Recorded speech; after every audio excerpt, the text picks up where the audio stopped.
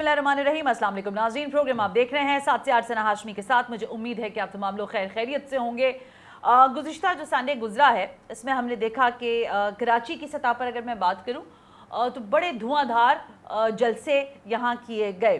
हैदराबाद के अंदर भी जलसा था, कराची में भी जलसे थे, फिर ज़ाहिर कश्मीर में तो इलेक्शंस का सिलसिला जारी और सारी था, वहाँ पर भी जलसे जुलूस थे। ओवरऑल पूरे मुल्क में जलसों का ऐसा लग रहा है कि मौसम शुरू हो गया। लेकिन मैं अगर कराची की सतह पर बात करूं तो यहाँ पर एक जलसा मुनक्किद किया गया और महाजिर कौमी मूवमेंट की जानिब से ये जलसा मुनक्किद किया गया।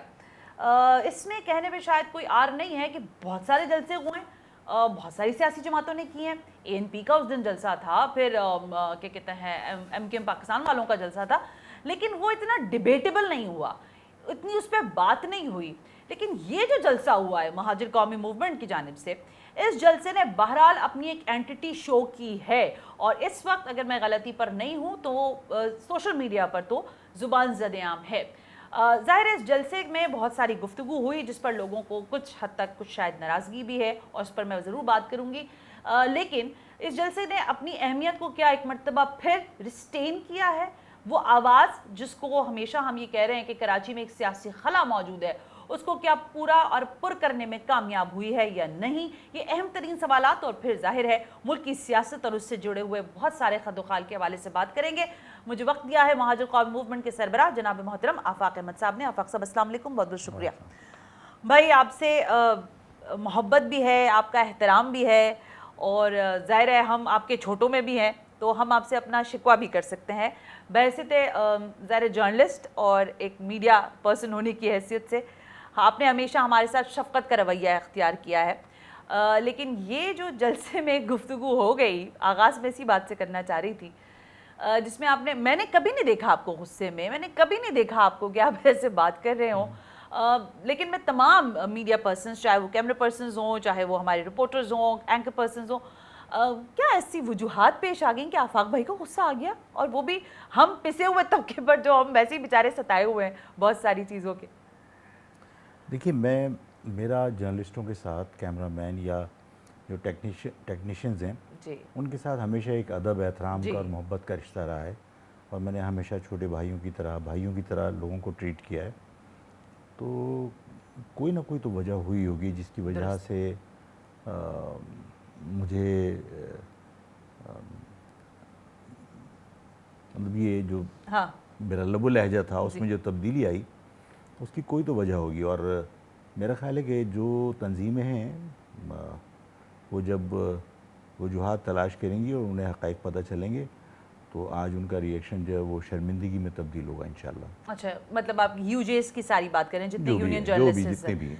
अच्छा, तो भाई ये फरमाइएगा कि ज़ाहिर फिर वहाँ पर और भी दीगर उसी तनाजुर में एक दो सवालात और हैं। मीडिया कवरेज की जो बात आप कह रहे हैं, मतलब मैं आपसे काफ़ी अरसे से एक ज़ाहिर आपसे बातचीत रहती है, इंटरव्यूज़ के लिए हम आते हैं, आप हमें वक्त देते हैं, आपका बहुत शुक्रिया।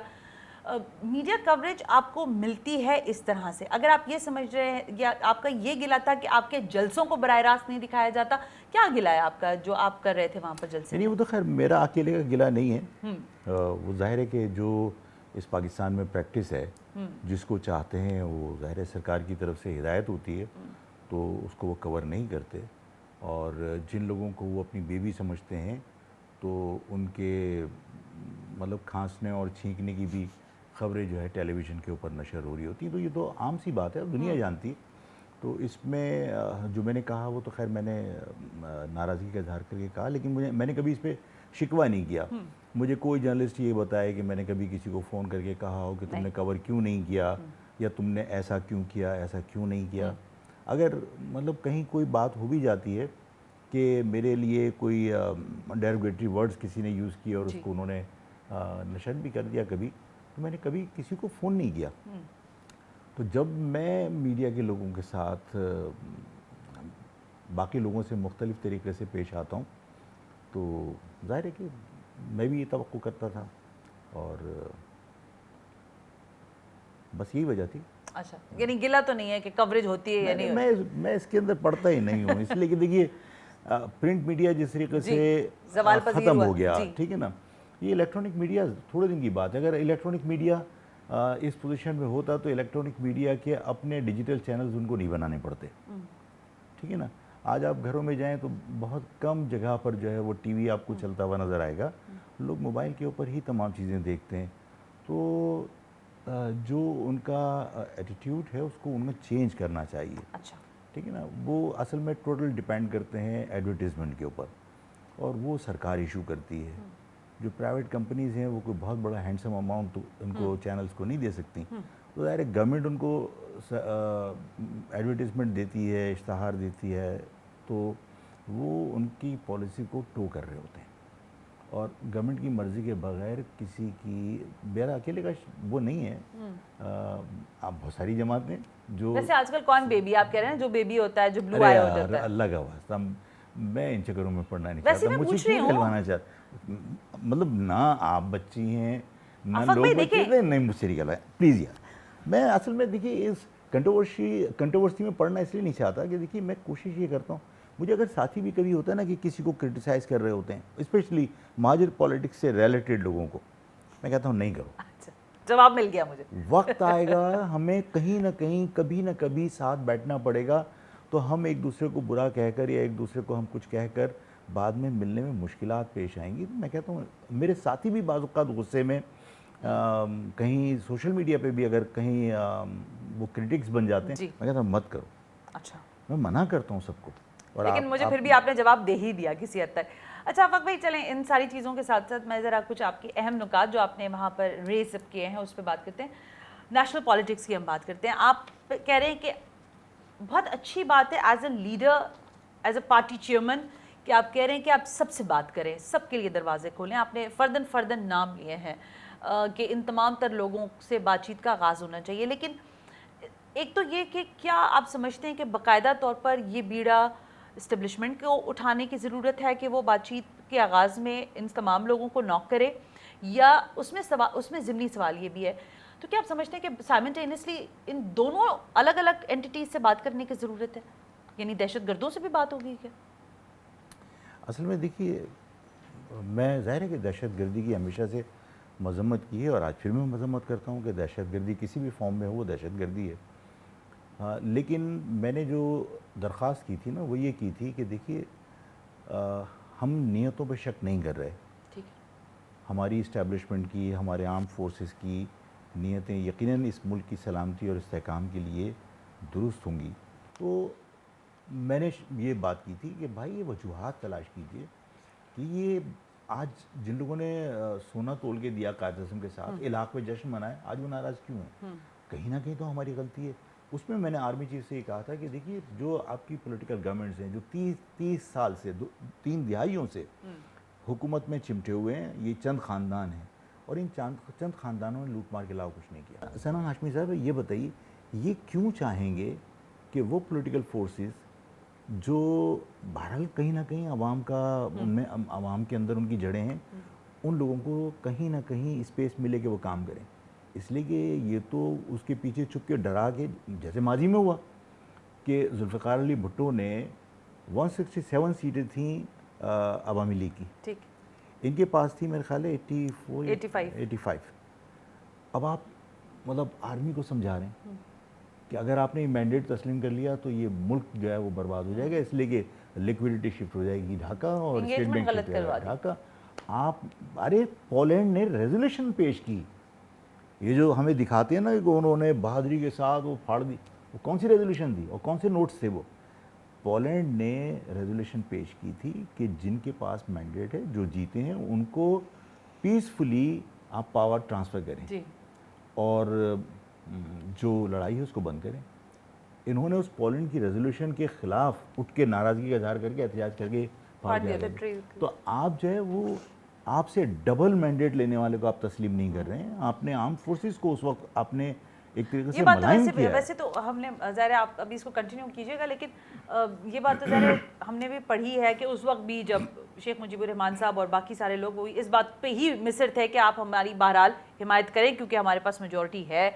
लेकिन बहरहाल तारीख़ बहुत तल्ख़ है पाकिस्तान की, और इसी तल्ख़ तारीख़ को मेरे ख्याल है आफाक अहमद साहब अपने जलसे में गुफ्तगू भी कर रहे थे। ये आज भी इल्ज़ाम लगा रहे हैं। मैं हैरान थी जब ये कह रहे थे कि पाकिस्तान पीपल्स पार्टी जो है وہ آج بھی تقسیم کی سیاست کر رہی ہے، تو کیسے کر رہی ہے؟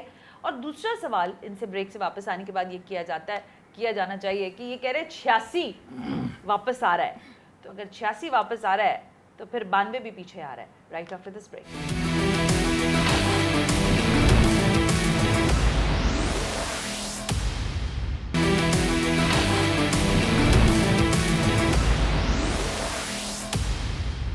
ویلکم بیک ناظرین، ہم بریک پر تھے اور مہاجر قومی موومنٹ کے سربراہ جناب محترم آفاق احمد صاحب نے ہمیں وقت دیا ہے. کچھ تلخ اور ظاہر ہے حقائق پر مبنی گفتگو ہو رہی ہے. آفاق بھائی، یہ تو وہ حقیقت ہے جو آپ نے ابھی بیان کی بریک سے پہلے پاکستان کی تاریخ کے حوالے سے، لیکن آج جب ہم آج کے حالات پہ بات کرتے ہیں تو میں نے پچھلے ویکس میں 2-3 پروگرامز کیے اور اس میں ہم نے پاکستان پیپلز پارٹی کے حوالے سے ضرور یہ بات اٹھائی کہ وہ انہوں نے سندھ میں ظاہر ایک تو پانی کے حوالے سے انہوں نے کافی ریلیز نکالی، لیکن انہوں نے بہرحال مرسوں مرسوں سندھ نہ ڈیسوں کے نعرے بھی وہاں لگائے اور ان کی مین لیڈرشپ کے جو لوگ ہیں، جو ایم این ایز ہیں، انہوں نے لگائے. آپ مجھے یہ کہہ رہے ہیں، وہ یہ کہتے ہیں کہ بھائی تقسیم کی سیاست تو لسانی نعرے لگانے والے لوگ کرتے ہیں، ہم تو نہیں کرتے. آپ سے جب میں سنتی ہوں تو آپ یہ فرماتے ہیں کہ بھائی سندھو دیش میں تھوڑی بنا رہا ہوں، ان لوگوں کی خواہشات پہ بن رہے ہیں اور یہ لوگ اس کو پروموٹ کر رہے ہیں. تو ہم اس گمگو میں ہیں کہ تقسیم کی سیاست کی حقیقت ہے کیا؟ آپ تقسیم کر رہے ہیں یا پاکستان پیپلز پارٹی کر رہی ہے؟ نہیں، میرے خیال میں بڑی کلیئرٹی ہے اس معاملے میں، کوئی ابہام نہیں ہے. دیکھیے، آپ نے جب صوبے کی بات شروع ہوئی کہیں نہ کہیں وفاق کی سطح پر بھی، کہ شاید آرمی چیف نے بزنس کمیونٹی سے کہیں کہا تھا، تو اس کے بعد جو ہے وہ ری ایکشن کے اندر آپ نے کانسٹیٹیوشن میں موجود ہے کہ نئے صوبے کس طرح بن سکتے ہیں. صحیح ہے. اگر طریقہ کار لکھا ہے، اس کا مقصد یہ کہ نئے صوبے بننا پابندی نہیں ہے، بن سکتے ہیں. آپ نے اس کا طریقہ کار وضع کیا، لیکن اس آئین کو آپ جوتے کی نوک پہ رکھ کر آپ جو ہے وہ ایک ریزولوشن پاس کرتے ہیں کہ سندھ اسمبلی کے اندر نئے صوبے کی قرارداد پیش نہیں کی جا سکتی. یار، آپ کانسٹیٹیوشن کے کنٹریری سارے کام کر رہے ہو. اس کے بعد میں یہ پوچھتا ہوں کہ آپ نے صوبے کی تقسیم کے حوالے سے تو آپ نے ایک ریزولوشن پاس کر دی. ٹھیک ہے. آپ کی ناک کے نیچے آپ کے پیسوں سے آپ کے پورے سندھ میں بشمول کراچی یونیورسٹی کے اندر برا حال ہے. وہاں پر آپ پاکستان توڑنے کے نعرے لگا رہے ہیں، آپ پاکستان کو مرد آباد کہہ رہے ہیں، لیکن سندھ اسمبلی کے اندر کوئی ریزولوشن اس پہ نہیں آئی. میں نے کہا بھائی، اگر پیپلز پارٹی اس علیحدگی کے نعروں میں شامل نہیں ہے، ایک ریزولوشن پاس کروائے، میجورٹی میں ہے، ٹھیک ہے نا، اکثریت اس کے پاس ہے. ایک ریزولوشن پاس کرائے کہ جو لوگ پاکستان توڑنے کی بات کر رہے ہیں یا سندھو دیش کی بات کر رہے ہیں وہ غدار ہیں اور انہیں کے خلاف غداری کے مقدمات درج کیے. ریزولوشن پاس کرو. اچھا، آپ کیوں نہیں کرتے؟ صحیح ہے، فیئر ڈیمانڈ. اگر نہیں کر رہے تو اس کا مقصد ہے آپ شامل ہیں اس کے ساتھ. آفاق بھائی، ایک چیز میں آپ سے جاننا چاہ رہی تھی کہ دیکھیں بہت ساری محرومیاں ہیں اور ہم اپنے جسے کہتے ہیں نا، لوگ بڑوں سے سنتے رہے، ان محرومیوں کا کہیں ازالہ ہوا، کبھی نہیں ہوا، پھر ایک ٹرموائل کی کیفیت آ گئی. آج جب میں کراچی میں رہتی ہوں، آپ کراچی میں رہتے ہیں، یہ بہت بری طرح بلک رہا ہے. آفاق بھائی، یہ جو آپ کہتے ہیں نا کہ زخموں سے چور ہمارے لوگ ہیں، یہ حقیقت ہے. کراچی میں رہنے والا ایک کسی بھی انسان کو اٹھا لیں، وہ کسی بھی طول و عرض میں کراچی کے رہتا ہو، وہ اس وقت بہت پریشان ہے ہر حالات سے، انفراسٹرکچر سے، تعلیم سے، صحت سے، نوکریوں سے، مطلب آپ نام لیجئے اور لوگ پریشان ہیں. جب یہ آواز اٹھتی ہے کہ صوبہ بننا چاہیے، تو آپ ہمیں یہ بتاتے ہیں کہ صوبہ ایسے نہیں بننا چاہیے، لسانی بنیاد پر بنا لو. لسانی بنیاد پر بنانے کے لیے شاید موافق، آپ ہی بتائیں گے حالات کی موافقت ہے یا نہیں ہے، لیکن کیا آپ نہیں سمجھتے کہ کراچی جیسے کاسموپولیٹن سٹی کو اگر صوبہ بنانے کی بات کی جائے تو اس کو اسٹرینتھنائز کرنے کی ضرورت ہے، یا اس پر آپ کی کیا دلیل ہے؟ کیوں نہ بنے کراچی صوبہ اگر کوئی بات کر رہا ہے ایسی؟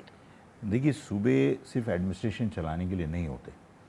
اگر ایڈمنسٹریشن چلانے کے لیے ہوتے نا تو 1971 کے بعد 1 یونٹ توڑ کر تمام صوبے بحال نہیں کیے جاتے. اور وہ 1 یونٹ بھی جب بنا تھا نا تو وہ بھی پنجاب کی مفادات کے مطابق بنا تھا کہ وہ بنگالی اس وقت 56% تھے، تو بنگالیوں کا مقابلہ کرنے کے لیے آپ نے چھوٹے صوبوں کو اپنے ساتھ ملا لیا تھا. جیسے ہی بنگلہ دیش الگ ہوا، بنگلہ دیش بنا، تو پنجاب 56% تھا، تو اس نے اپنی ڈومینیشن شو کرنے کے لیے چھوٹے صوبوں کو آزاد کر دیا. لیکن سارے کے سارے چھوٹے صوبے کیا لسانی بنیاد پر ان کی آئیڈینٹی نہیں ہے؟ اور اگر سرحد کی نہیں تھی تو کیا اسی قومی اسمبلی سے سرحد کا نام خیبر پختونخوا نہیں رکھا گیا؟ ٹھیک ہے. اس کا مقصد یہ ہے کہ لسانی بنیاد پر لوگوں میں سینس آف پارٹیسپیشن پیدا کرنے کے لیے آپ نے یہ چھوٹے صوبے بنائے, یونٹس بنائے. اگر آپ لسانی بنیادوں پر لوگوں کو احساس شراکت دینے کے لیے آپ صوبے کا قیام عمل میں لے کر آتے ہیں, تو کیا اس وقت ضروری نہیں ہے کہ سرائکیوں کو بھی ایک الگ صوبہ ملے؟ صحیح ہے. کیا ضروری نہیں ہے کہ جو ہزارہ والے ہیں وہ ایک عرصے سے یہ کہتے ہیں کہ ہمارے ساتھ زیادتی ہو رہی ہے, انہیں بھی احساس شراکت کے لیے ضروری ہے کہ لسانی بنیاد پر صوبہ ملے؟ یہی میری ڈیمانڈ ہے کہ ہم لسانی بنیادوں پر باقی تمام قومیتوں سے مختلف ہیں, اور ہم میں احساس شراکت پیدا کرنے کے لیے ہمیں بھی ایک صوبہ ملنا چاہیے جہاں میں بھی سندھیوں کی طرح اپنے وسائل کو اپنی مرضی سے استعمال کر سکوں. بہت اچھا پوائنٹ ہے آفاق بھائی, یہ تو مطلب بہت ہی آئیڈیل بات کر رہے ہیں آپ, لیکن میں آپ سے جسے کہتے ہیں نا آرگیومنٹ کے ساتھ یہ بات کرنا چاہتی ہوں. ایک شہر جس کا نام کراچی ہے, جو پورٹ سٹی ہے, پوری دنیا میں آپ مجھ سے بہتر علم رکھتے ہیں, آپ پوری دنیا کے ذرا پورٹ سٹیز جا کے دیکھ لیں, کاسموپولیٹن سٹیز جا کر دیکھیں ان کی. میں یہ نہیں کہتی کہ آپ اس کو کوئی بہت ہی کوئی آرٹسٹک بنا دیں, لیکن کم از کم وسائل جو موجودہ وسائل ہیں اس میں رہتے ہوئے شہر کو بنا دیں. کم از کم آغاز تو کراچی سے ہو سکتا ہے. میں نہیں چاہتی کہ صوبے میرے کہنے سے بن جائیں یا کل بن جائیں ایڈمنسٹریٹو یونٹ, لیکن کراچی سے آغاز کی اگر کوئی بات کر رہی ہے, کوئی جماعت ایم کے ایم پاکستان کر رہی ہے فار ایگزامپل, تو 100 بسم اللہ کر لیں, یہ آغاز ہی کر لیں, یہیں سے شروع کر لیں. دیکھیے ہم لوگ جب کراچی کی بات کرتے ہیں نا تو ہم لوگ بڑے مزے سے جو ہے وہ جو بین الاقوامی سطح پر جو شہر ہیں ان کی مثالیں دے دیتے ہیں. جی سر. کیا بین الاقوامی شہر کے جو حالات ہیں یا جو وہاں کا ایڈمنسٹریٹو جو انفراسٹرکچر ہے, کیا ہم اس سے اپنے آپ کو کمپیئر کرتے ہیں؟ کیا نیو یارک سٹی کے اندر پولیس جو ہے وہ نیو یارک کے میئر کے ماتحت ہے؟ ایسے ہی ہے. کیا کراچی میں ہے؟ نہیں. وہاں پر تمام صوبہ بنے گا تو ہو جائے گی نا. بھائی صوبہ نہیں, ابھی آپ نے کہا کراچی کے حوالے سے, میں اس لیے کہہ رہا ہوں کہ دیکھیے ہم کراچی کے اوپر جب بات کرتے ہیں ہم کہتے ہیں کہ تمام شہر کے اندر جو ہے وہ دنیا سے لوگ کمانے جاتے ہیں, دنیا سے لوگ کمانے جاتے ہیں, لیکن کبھی بھی ان کو وہ اختیارات نہیں ہوتے جو مقامی لوگوں کو, چاہے وہ نیو یارک ہو, چاہے وہ آپ کا لنڈن ہو, کوئی بھی علاقہ ہو. وہ مائگریشن ہی مائگریٹن کہلاتے ہیں. اس کے علاوہ بھی یا تو انہیں اپنی ریزیڈنس چینج کرنی پڑتی ہے, اور پھر ریزیڈنس چینج کرنے کے بعد ان کے جو ٹیکسز ہیں وہ شہر وصول کرتا ہے. یہاں آپ جو ہے وہ ان کا اندراج میاں کے اندر ہے, گجرات کے اندر ہے, گجرانوالہ کے اندر ہے, کمانے کے لیے یہاں آئے ہوئے. جب NFC ایوارڈ کے پیسے ملتے ہیں تو آبادی کے تناسب سے ہمیں کم ملتے ہیں, ان کے پیسے وہاں چلے جاتے ہیں. تو یہ جو ہمارے ہاں ایک عجیب سا نظام ہے نا, اس نے شہر کو تباہ کیا ہے. دوسری بات یہ کہ یہاں کے لوگ اب غیر محفوظ سمجھنے لگے ہیں, اس لیے کہ یہاں پر ایڈمنسٹریشن غیر مقامی ہے. ایڈمنسٹریشن غیر مقامی ہونے کی وجہ سے ہمارے جو تاجر تھے وہ غیر محفوظ ہو گئے, ہمارا جو یہاں کا مقامی رہائشی تھا وہ غیر محفوظ ہو گیا. کہ آپ ڈومیسائل کو ایک طرف رکھ کر زبان کی بنیاد پر پرائیویٹ انڈسٹریز میں بھی لوگوں کو جاب دے رہے ہیں, آپ اپنے گاؤں سے بلا کر کچی آبادیاں بسا رہے ہیں, اور جن لوگوں کے پاس اختیارات ہیں امن و امان قائم کرنے کا, وہ اپنے گاؤں سے فون کر کے کہتا ہے بندے نو بیچ, ادھر ہم اس کو سیٹ کر دیں گے. اور آپ یہ دیکھیے کہ پورے علاقوں کے اندر ٹھیلے اور تمام چیزیں شہر کا انفراسٹرکچر تباہ کر دیا. دیکھیے میں پیپلز پارٹی کو جب کہتا ہوں نا کہ پیپلز پارٹی ملک کے خلاف کام کر رہی ہے, میں اس لیے کہتا ہوں کہ چیف صاحب نے بنایا کیا تھا وہ اسپیشل فائنانس SIFC, ہاں, اور اس وجہ سے بنایا کہ اس میں آرمی چیف کی جب انوالومنٹ ہوگی تو لوگوں کا کانفیڈنس بحال ہوگا اور لوگ باہر سے آگے انویسٹمنٹ کریں گے. میں نے اس پروگرام میں جلسے میں یہ کہا تھا کہ, اور پریس کانفرنس میں بھی کہا تھا کہ چیف صاحب کو یہ بات تسلیم کرنی چاہیے کہ انویسٹمنٹ کا دروازہ کراچی ہے. اس کراچی کے دروازے کے اوپر پیپلز پارٹی نے تباہی مچائی ہوئی ہے. اور میں نے یہ بھی کہا تھا کہ ہم یہ سنتے ہیں, میرے پاس کوئی سبسٹینشیل ایویڈنس نہیں ہے, لیکن ہم سنتے ہیں کہ سنگاپور, دبئی یہ باقاعدہ یہاں پاکستان کے پولیٹیشینز کو بہت بڑے بڑے اماؤنٹ دیتے ہیں تاکہ کراچی ڈی اسٹیبلائز رہے. اس لیے کہ کراچی اگر اسٹیبل ہوگا تو ظاہر ہے کہ یہاں پھر انویسٹمنٹ آئے گی. ابھی میزائل لگے, انویسٹمنٹ ساری حالت یہ ہے کہ دبئی کے اندر 450 کمرے کے اس میں ہوٹل کے اندر 3 کمروں کے اندر لوگ رہ رہے ہیں. اکانومی تو ٹورزم پہ تھی نا, باہر سے انویسٹمنٹ آئی تھی نا. وہ انویسٹمنٹ جب وہاں سے گئی ہے, جب دبئی سے ڈرین آؤٹ ہوئی, کہاں جانا چاہیے تھا؟ نیئرسٹ پلیس کون سی ہے؟ نیشنل پورٹ کس کے پاس ہے؟ ہمارے پاس. دبئی سے زیادہ امپورٹنٹ پورٹ آپ کے پاس ہے, گوادر آپ کے پاس ہے. انویسٹمنٹ کیوں نہیں آئی؟ اس لیے کہ اس گیٹ کے اوپر آپ نے لالیسنس پیدا کی ہوئی ہے جان بوجھ کے. آپ نے کچی آبادیاں بسا کر، آپ نے ڈکیتیاں کروا کر، آپ نے اسلحہ عام کر کے آپ نے اس کراچی کو تباہ کیا ہوا، اس لیے کہ انویسٹمنٹ نہیں ہے، اس کے پیسے لیتے ہیں آپ، ہمارے پولیٹیشینز پیسے لیتے ہیں. اب اگر میں یہ بات کہتا ہوں کہ پیپلز پارٹی ملک دشمنی کر رہی ہے تو غلط تھوڑی کہتا ہوں. اس کراچی کو یہاں کے مقامی لوگوں کے حوالے کریں، اس کراچی کو یہاں قانون کی پاسداری عملداری 100% یقینی بنائیں. دیکھیے دبئی بھی مقامی لوگ بہت تھوڑے سے ہیں، سارے کمانے انڈینز جاتے ہیں، ہیں سارے نا، پاکستانی کمانے ہیں، سارے لیکن دیکھیے میں فلپینیز ہیں. بعض اوقات ہنس کے کہتا ہوں کہ یہاں پر مطلب اتنی سی چڑھا کے آدمی ٹلی ہو کے روڈ پہ گھوم رہا ہوتا ہے، وہاں پوری بوتل چڑھا کے بھی آدمی روڈ کراس کرتے ہوئے سیدھا چلتا ہے، اس لیے کہ اس کو پتہ ہے ڈیپورٹ کر دیں گے. کیا بات، آپ قانون کے اوپر یہاں عمل درآمد کرائیں گے نا تو نہ کوئی انکروچمنٹ کر رہا ہوگا، نہ کوئی روڈ کے اوپر جو ہے وہ کیبن لگا کے ٹھیلے لگا کے کاروبار کر رہا ہوگا. آپ طارق روڈ پہ 5 کروڑ کی دکان کے سامنے 5,000 10,000 کا ٹھیلا لگاتے ہیں، آپ اس کی ایسی تیسی کر رہے ہیں کاروبار کی. انڈاکومنٹڈ کاروبار اس کراچی کے اندر جس طرح پروموٹ کیا گیا ہے نا، تو آپ سیلری پرسن سے اس کا خون نچوڑنے کے علاوہ کیا کر رہے ہیں؟ اس لیے کہ بزنس تو انڈاکومنٹڈ اس کراچی کے اندر آپ پروان چڑھا رہے ہیں، اس سے نہ آپ سیل ٹیکس لے رہے ہو، نہ انکم ٹیکس لے رہے ہو، نہ ویلتھ ٹیکس لے رہے ہو. بہت اچھی بات کر رہے ہیں. اب یہ بات ظاہر ہے میں کوشش میری ہوتی ہے میں پریسائز رکھوں، لیکن بات سے بات نکل جاتی ہے. بھائی آفاق بھائی، کراچی کو جتنی قریب سے آپ نے دیکھا ہوگا اتنا تو میں نے دیکھا بھی نہیں ہوگا. اس شہر میں جس جماعت کا ایک زمانے تک ہولڈ رہا، میں آپ کو یہ کہہ سکتی ہوں، میں برملا نام لیتی ہوں، MQM پاکستان، ٹھیلے پتھارے بھی لگائے گئے اور ڈنکے کی چوٹ پر لگوائے گئے، کیبنز بھی لگوائے گئے، ڈنکے کی چوٹ پہ لگوائے گئے، توڑے بھی گئے، جب وقت آیا تو وہ ہٹے بھی، اس میں بھی دو رائے نہیں ہے. کہ آپ نہیں سمجھتے کہ سیاسی جماعتیں اپنے اثر رسوخ کو استعمال کر کے بھی اس شہر کو تباہ کریں؟ صرف پاکستان پیپلز پارٹی نہیں، باقی ماندہ جماعتوں پر بھی الزام آتا ہے ان کا کہ انہوں نے بھی اس شہر میں کوئی کسر نہیں اٹھا رکھی تھی. دیکھیے میں متحدہ کا وکیل نہیں ہوں، لیکن میں وکیل نہیں، میں سے پوچھ رہا ہوں آپ سے. نہیں دیکھیے میں متحدہ کے بارے میں کوئی رائے دوں گا نا تو وہ پھر وہی بات آئے گی کہ کوئی مطلب اس میں ترش بات بھی ہو سکتی ہے، اچھی بات بھی ہو سکتی ہے. اچھی بات ہوئی کہیں گے وہ فیور کر رہا ہے، ترش بات ہوئی تو مخالفت ہو گئی. میرا خیال ہے کہ تمام پولیٹیکل پارٹیز کرتی ہیں، لیکن جو حال پیپلز پارٹی نے کیا نا وہ کبھی کسی پارٹی نے نہیں کیا. اچھا آپ یہ جو بیان فرما رہے ہیں کہ 86 واپس آنا ہے، آ گیا، اور ویسے پہلے آپ کو ایک کامیاب جلسہ کرنے پر مبارکباد. Thank you. کراچی کی سطح پر آپ نے ایک بہت بڑا نمبر اپنے جلسے کے اندر شو کیا. آپ کی تمام تر جتنے لوگ ہیں اور بالخصوص آپ کو بہت اس بات کی مبارکباد کہ آپ نے ایک مہاجر جو پلس ہے اس کو پوری طرح کیٹر کیا. اس دن میں نے بہت سارے جلسے دیکھے تھے، میں نے کہا کہ NP کا بھی جلسہ ہوا تھا اسی روز اور دیگر اور جلسے بھی ہوئے تھے، لیکن گیدرنگ نہیں تھی. آپ نے ایک بہت بڑا کراچی کا نمبر جو ہے وہ اپنے جلسے میں لانے میں آپ کامیاب رہے. یہ فرمائیے گا یہ 86 والا دور آپ واپس لانے کی بات کر رہے ہیں اور کہہ رہے ہیں آپ آ ہی گیا بس، یہ کیا دور ہے؟ نہیں دیکھیے 86 کے دور کے بارے میں نا لوگ بعض جگہ پر جو ہے وہ اس کے منفی پہلو کو زیادہ اچھالنے کی کوشش کرتے ہیں. جو 1986 والا دور تھا نا اس میں یہ تھا کہ ہم ایک دوسرے کے دشمن نہیں تھے، بھائی تھے. آج بھی ٹالرنس میں نے شو کی ہے، دوسری طرف سے بھی ٹالرنس شو کی گئی ہے. میں نے کہا کہ لوگوں کو یہ جس دن سمجھ میں آ جائے گی کہ اس شہر میں ہونے والے قتل کا بینیفیشری نہ آفاق ہے نہ الطاف ہے، اور جو یہ فاصلے ہیں کم ہوں گے تو مہاجر جو ڈیوائیڈڈ ہے وہ قریب آئے گا، اور اب وہ قریب آ رہا ہے. اگر یہ قربت بڑھتی ہے، لوگ آپس میں ملتے ہیں، تو اس اتحاد کا نتیجہ یہ ہوگا کہ میری قوم کے بزرگوں کا آج جو غیر مقامی پولیس کا کوئی پولیس والا یا کوئی آفیسر روک کے بے عزت کرتا ہے وہ روکنے کا سوچ بھی نہیں سکتا. ظاہر ہے کہ اس کو یہ پتہ ہوگا کہ یہاں سے ریئیکشن آ سکتا ہے. بالکل.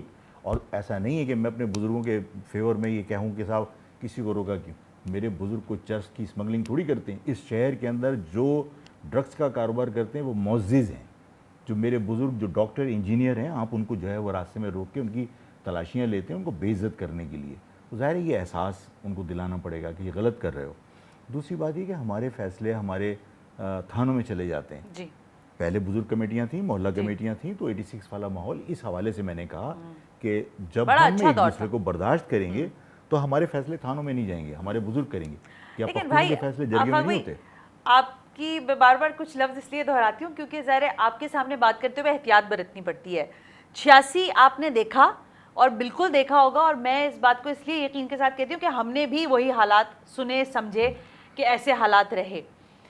پھر ہم نے دیکھا جو وہ 92 تھا، یعنی ایک منظم شہر، ایک منظم جماعت کے لوگ، ایک منظم تاریخ رکھنے والے لوگ جنہوں نے اپنے شہر کو اپنے موافق بنایا، وہ چن چن کے معذرت کے ساتھ آج کل یہ لفظ استعمال کیا جاتا ہے لیکن ان کو فارغ کر دیا گیا.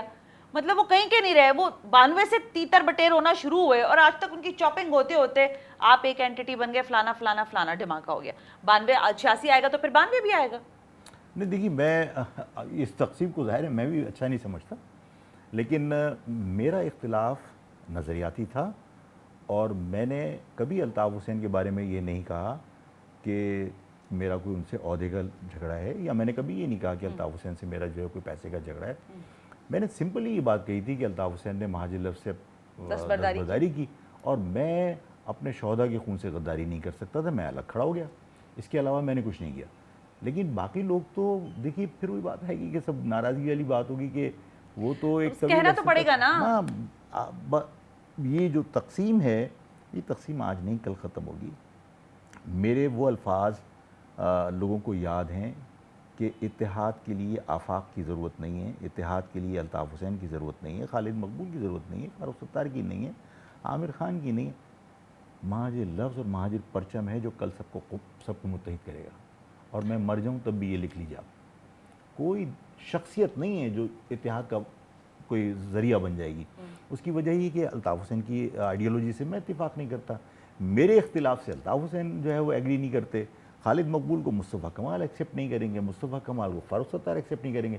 لیکن سب کے لیے ایک چیز ایکسیپٹیبل ہے, وہ ہے مہاجر لفظ اور مہاجر پرچم اور مہاجر آئیڈیالوجی.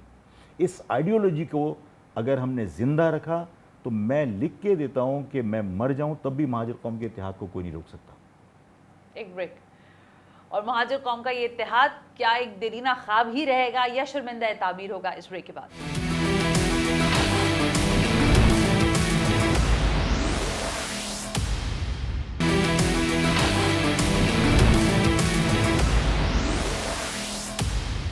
ویلکم بیک ناظرین, ہم بریک پر تھے. مہاجر قومی موومنٹ کے سربراہ جناب آفاق احمد صاحب نے آج ہمیں وقت دیا ہے اور ہم ان سے ذرا کراچی کی سیاست کے حوالے سے بات کر رہے ہیں اور پھر جو ان کا حالیہ ایک کامیاب جلسہ بہرحال کراچی میں دیکھنے کو ملا اس پر بھی گفتگو ہو رہی ہے. آفاق بھائی, آپ کہہ رہے ہیں کہ میں رہوں نہ رہوں مہاجر لفظ زندہ رہے گا اور یہی لفظ جو ہے وہ اتحاد کا استعارہ بنے گا. جاتے ہوئے میں نے کہا تھا کہ مجھے یاد پڑتا ہے 80 کے بعد سے لگا لیں چلیں, یہ لفظ ہی تھا جس نے ایک پوری جدوجہد کی اور پھر معاملات آگے بڑھتے رہے. آج یہ لفظ شاید آپ کو نعروں تک تو ملتا ہے, لیکن کیا آپ کو لگتا ہے کہ آج بھی اس لفظ کی جو اینٹیٹی ہے وہ موجود ہے؟ آپ اس کو سمجھتے ہیں کہ وہ بہرحال اپنی جگہ موجود ہے اور اس کو گیدر کرنے کی ضرورت ہے؟ دیکھیے, اس سے لمبی ڈیبیٹ ہو جائے گی کہ دنیا میں خالق نے جو چیز تخلیق کی, اللہ نے جو چیز تخلیق کی بغیر شناخت کے نہیں ہے, اور اس کی مخلوق نے جو چیز تخلیق کی بغیر شناخت کے نہیں ہے.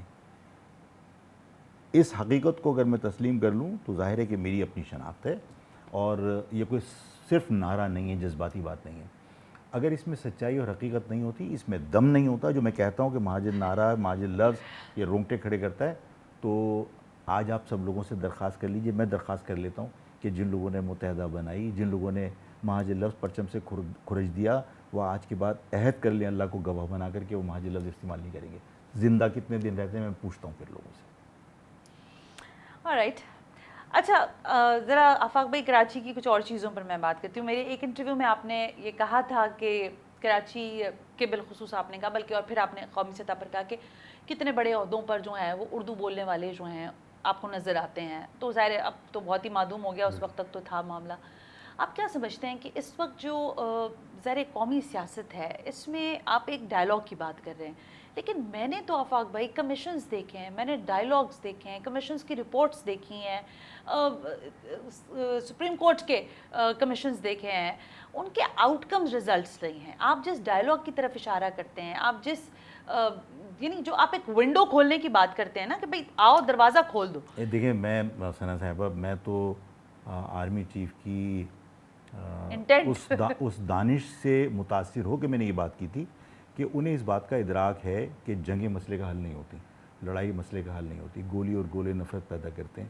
تو میں تو جو ان کی دانش کو میں اس سے متاثر ہوا کہ انہوں نے ایران امریکہ کے جھگڑے میں جو ہے وہ ثالثی کا رول پلے کیا, اور انہوں نے کہا کہ بھئی یہ لڑائی مسئلے کا حل نہیں ہے. تو اگر لڑائی ان کے مسئلے کا حل نہیں ہے تو میرے ملک میں لڑائی مسئلے کا حل کیسے ہو سکتی ہے؟ تو میں اس بات کو سامنے رکھ کر کہ چیف کو اس بات کا ادراک ہے اور پولیٹیکل فورسز کو ایسا ماحول کریٹ کرنا چاہیے, انہیں اسپیس دینی چاہیے کہ وہ ڈائلاگ کی طرف آئیں. میرا یہ خیال کہ پاکستان کے اندر جو لوگ آج آپ کو لگ بھی رہا ہے کہ صاحب وہ ملک کے خلاف کام کر رہے ہیں, ان میں پاکستان سے محبت میں کمی ہو. میرا خیال ہے کہ وہ ہمارے پولیٹیکل سسٹم سے ناراض ہیں, ہمارے پولیٹیکل جو لیڈرشپ ہے اس کے رویوں سے ناراض ہیں, اور جس کی وجہ سے یہ لگ رہا ہے کہ یہ لوگ پاکستان کے خلاف ہیں. دیکھیے, اگر میں اپنے آپ کو کہوں میں پاکستان ہوں تو ظاہر الطاف حسین ملک دشمنی کر رہا ہے, اگر وہ مجھ سے مخالفت کر رہا ہے تو یہ بیہیویئر ہمارا جو ہے نا یہ ختم ہونا چاہیے کہ میں پاکستان ہوں, میری مخالفت کی تو آپ نے پاکستان کی مخالفت کی. تو ہماری گورنمنٹ, ہماری اسٹیبلشمنٹ کو یہ دیکھنا پڑے گا کہ یہ لوگ ناراض کیوں ہیں. اور میرا نہیں خیال کہ کوئی اتنی جلدی ہے کہ اگر آپ نے کوئی فیکٹ فائنڈنگ کمیٹی بنائی تو ٹائم نکل جائے گا, ایسا نہیں ہے. ہم تو جب سے پیدا ہوئے تب سے نازک موڑ پہ پاکستان چل ہی رہا ہے نا, تو تھوڑے دن اور نازک موڑ پہ چل لے گا. اچھا, انٹرسٹنگلی مجھے یاد پڑتا ہے, میں بلکہ آپ کے پاس آنے سے پہلے اپنے کچھ انٹرویوز بھی دیکھ رہی تھی, آپ فارم 47 آپ نے میرے ایک انٹرویو میں اتنا کیا تھا کہ پورا پروگرام ہی ہم نے فارم 47 پہ کر لیا تھا. اب یہ کشمیر الیکشن کے اندر ایک تو مریم بی بی کو کراچی کی بہت پرواہ ہو گئی ہے, اور ادھر بلاول صاحب کو جو ہے فارم 47 یاد آ رہا ہے. کیسے انالائز کر رہے ہیں اس سچویشن کو؟ مطلب اب تو میری بات کو سب مطلب ایک طریقے سے سمجھ لیجیے کہ انہوں نے سیکنڈ کر کے عوام کے سامنے یہ بتایا نا کہ ہاں یہ بات صحیح کر رہا ہے کہ بھئی فارم 47 تو بچہ جانتا ہے کہ فارم 47 بنتا ہے, بنایا گیا ہے, اور فارم 45 کی آپ نے اہمیت ختم کر دی. وہی ریٹرننگ افسر جو ہے وہ اپنے پریزائڈنگ افسر سے جو ہے پریزائڈنگ افسر ریٹرننگ افسر سے پوچھتا ہے کہ بھئی یہ تم نے بنایا ہے, تم ایک ایفیڈیوٹ بھرو کہ بھئی میں اس میں جو غلطیاں اس کی کریکشن کر رہا ہوں. تو بعد میں بیٹھ کے آپ اس کا ریزلٹس بناتے ہیں اور اس کے ایفیڈیوٹ کو آپ یوز کرتے ہیں. تو فارم 47 کا جو تعارف ہے وہ تو اس الیکشن میں زیادہ ہوا ہے. یہ کشمیر والے میں نا پاکستان کے جو جنرل الیکشنز میں ظاہر ہے وہ تو سب کو پتہ ہے نا, ایسا تو نہیں کہ کچھ. لیکن یہ جو اب تکرار شروع ہوئی ہے اس کے بارے میں کیا آپ کی رائے ہے؟ قومی سطح پر ہو رہی ہے مطلب یہ بات؟ سب بیکار ہے. دیکھیے ان کو بھی پتہ ہے کہ اگر میں یہی تو کہتا ہوں کہ اس پاکستان کے اندر اگر پاکستان کو ہمیں مستحکم کرنا ہے تو اکاؤنٹیبلٹی کا سب سے بڑا ادارہ جو ہے نا عوام ہے. آپ اگر یہ نیب شیب بھی ختم کر دیں نا اور آپ صرف یہ بتائیں کہ بھئی اس نے یہ کرپشن کی ہے, یہ چور ہے, اس کے بعد عوام پہ چھوڑ دیجئے. کیا عوام کو آپ اتنا بیوقوف سمجھتے ہیں کہ وہ چوروں کو ووٹ ڈالیں گے؟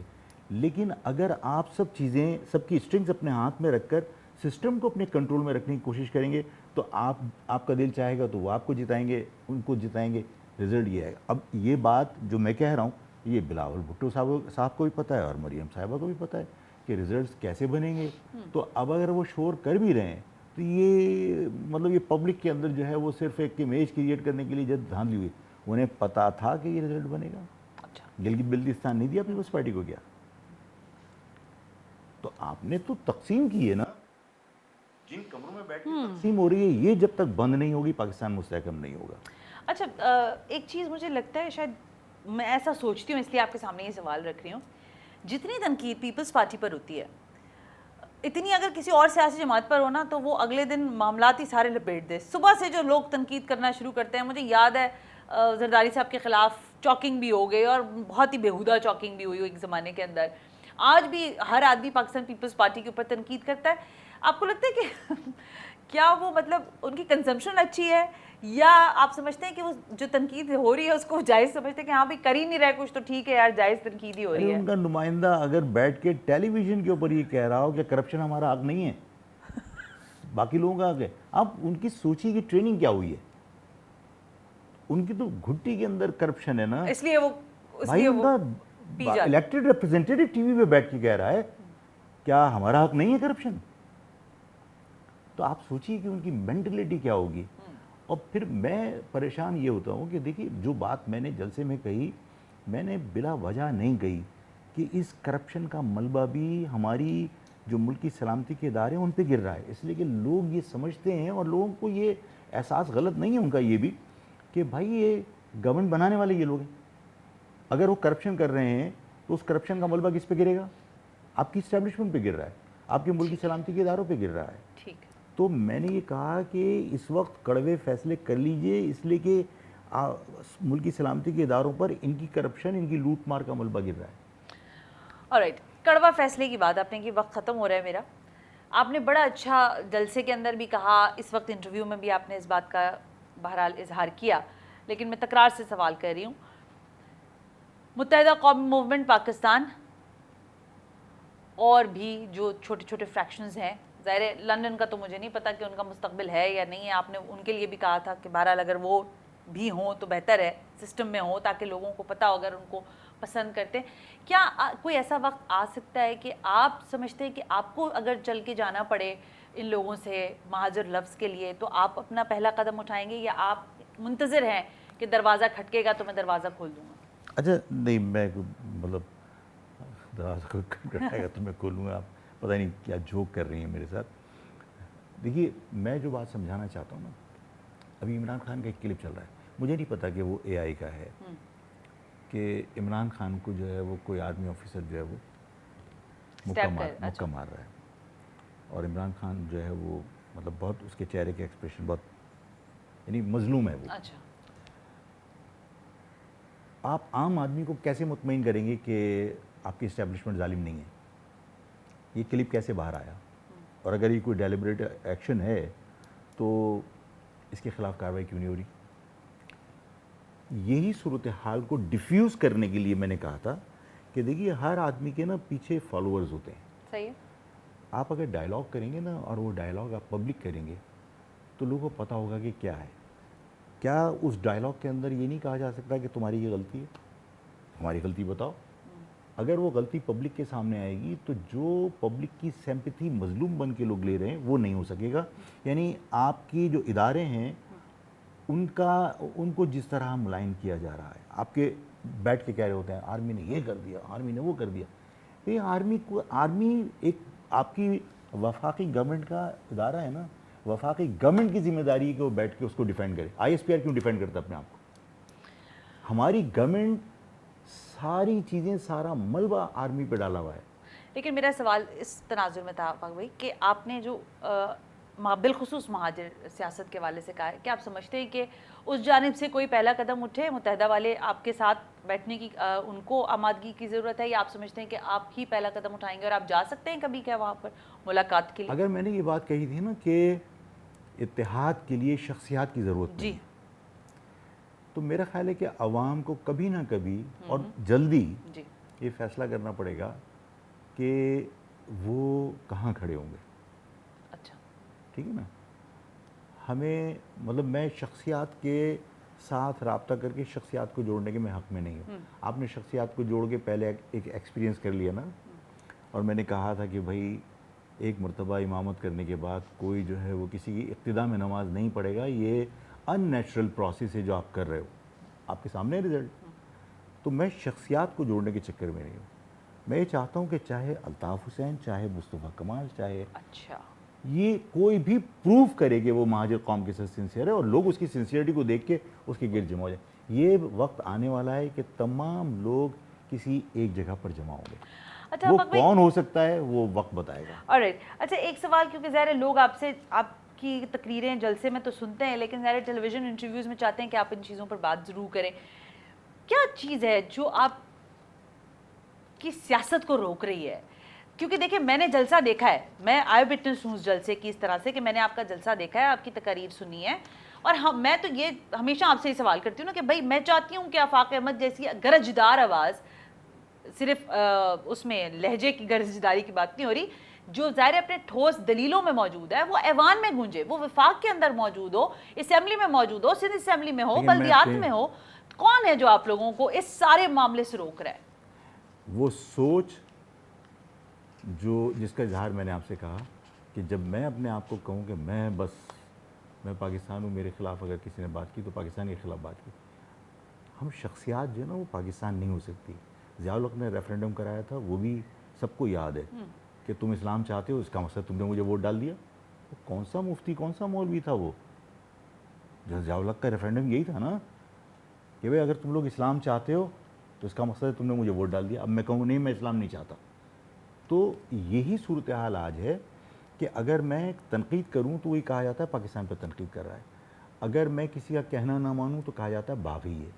بات یہ ہے کہ ہمیں اس سوچ کو تبدیل کرنا پڑے گا، اور میں اکیلا وکٹم تھوڑی ہوں اس پاکستان میں، تو مطلب آپ چوز کر کے اپنے بیوی خود ہی پال لیتے ہیں، خود ہی ان کو اسمبلی میں پہنچا دیتے ہیں۔ یار آپ عوام کے ووٹ کی قدر قیمت آپ نے ختم کر دیے، یہ آپ بحال کر دیجئے۔ خدا کی قسم نیب ویب کچھ نہیں ہے احتساب کا جتنا بڑا ذریعہ عوام ہے۔ الیکشن جو ہے، بلدیاتی الیکشن میں حصہ لیں گے اگلے سال؟